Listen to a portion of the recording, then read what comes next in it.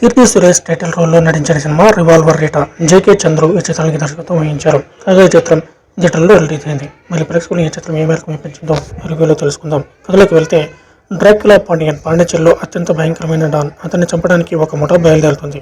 మరోవైపు అతనికి ఉరిశిక్ష అమలు చేస్తున్న సమయంలో పాండియన్ రీటా ఇంట్లోకి చొరబడి కొద్దిసేపు ఘర్షణ తర్వాత అతను అక్కడ మరణిస్తాడు. రీటా ఫ్యామిలీకి అతను ఎవరో తెలుస్తుంది. ఎలాగైనా అతను మృతదేహాన్ని వదిలించుకోవడానికి ప్రయత్నిస్తారు. ఈలోపు పాండియన్ హత్యకు ప్లాన్ చేసిన ముఠా వారిని వెంబడించడం ప్రారంభిస్తుంది. ఇంతలో డాన్ పాండియన్ కుమారుడు డ్రాక్యులా బాబీ తప్పిపోయిన తన తండ్రిని వెతకడం ప్రారంభిస్తాడు. మరి తర్వాత ఏం జరిగింది, కథలో ఎలాంటి మలుపులు చోటు చేసుకున్నాయి, చివరకు కథ ఎలా ముగిసిందనేది మిగిలిన కథ.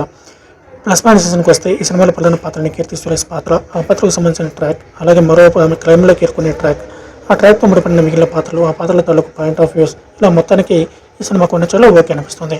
కీర్తి సురేష్ కూడా చక్కగా నటించింది. కీర్తి సురేష్ తల్లిగా నటించిన రాధిక తన అమాయకమైన హాస్యంతో కొన్ని చోట్ల నవ్వించింది.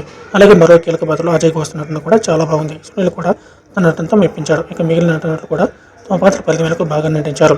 ఈ సినిమా కథనం ప్రధాన బలహీనత రెగ్యులర్ ఫార్ములతో ప్లేస్ అయింది. ప్రేక్షకులు ఏ రకమైన కథను చాలాసార్లు చూశారు. అలాగే సెటప్ నుండి థ్రిల్ను ఆశించడం కూడా కష్టమే. పైగా స్లో నరేషన్ కూడా ఈ సినిమాకు మరొక అడ్డంకిగా మారుతుంది. మొదటి సగం ఏదో సాగినా సినిమా రెండవ భాగం మాత్రం బాగా విసిగించింది. కథనాన్ని అనవసరంగా లాగారు.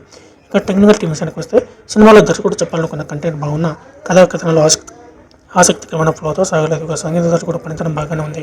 సినిమాటోగ్రఫీ విషయానికి వస్తే లొకేషన్స్ అన్ని న్యాచురల్ విజువల్స్తో ఆకట్టుకోగా కెమెరాను వాటిని తెరకెక్కించిన విధానం కూడా ఆకట్టుకుంటుంది. ఎడిటింగ్ బాగుంది. ఈ చిత్ర నిర్మాతలు సుందరం, జగదీష్ పళనిస్వామి మాట ఎంతమంది వాళ్ళు చాలా బాగున్నాయి. ఇక ఫైనల్గా చూసుకుంటే రివాల్వర్ రీటా అంటూ వచ్చిన ఈ క్రైమ్ కన్వెంట్ డ్రామా ఆశించిన స్థాయిలో ఆకట్టుకోలేకపోయింది. కొత్తదనం లేకపోవడం, థ్రిల్ లేకుండా సాగిన ప్లే, పైగా గ్రిప్ లేకుండా సాగిన సీన్స్ బాగలేదు. అలాగే కామెడీ అయిన క్రైమ్ సీన్స్ కూడా ఇంట్రెస్టింగ్గా సాగలేదు.